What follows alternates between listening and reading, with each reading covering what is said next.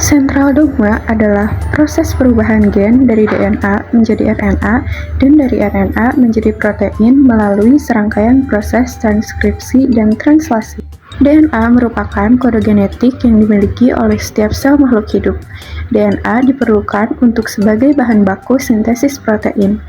DNA akan ditranskripsi menjadi mRNA. Selanjutnya, mRNA tersebut akan ditranslasi menjadi protein.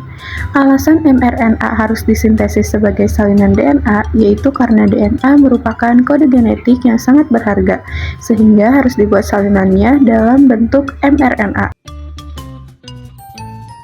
Tahapan sentral dogma terdiri atas 3 tahapan, yaitu replikasi, transkripsi, dan translasi.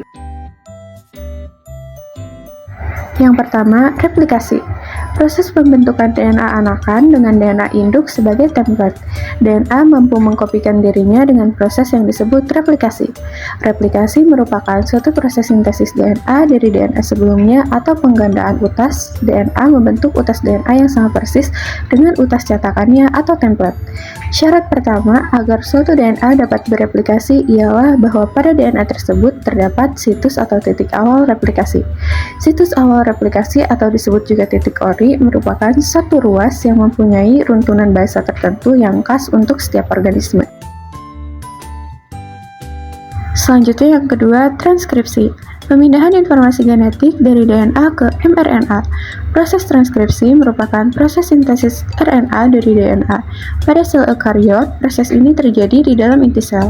Dalam proses transkripsi terdapat 3 tahap penting, yaitu inisiasi, sintesis perpanjangan RNA, dan tahap akhir transkripsi. Ruas DNA yang akan dideskripsikan dimulai dari tanda awal, promotor, sampai tanda akhir terminator. Pada ruas tersebut, mungkin terdapat hanya satu gen atau lebih dari satu gen. Kemudian yang ketiga dan terakhir, translasi.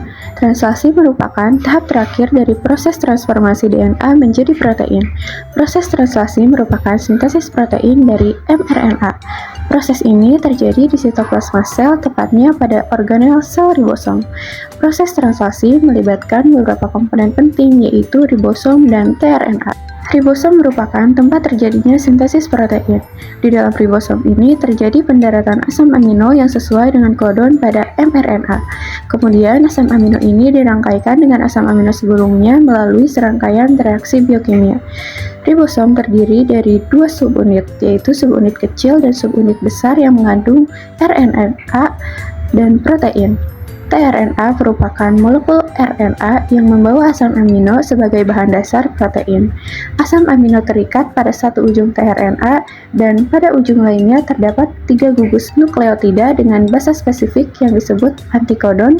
tRNA spesifik untuk satu asam amino. Antikodon ini merupakan komplement dari kodon yang ada pada mRNA, sehingga antikodon inilah yang membaca dan menentukan asam amino mana yang akan dirangkaikan selanjutnya.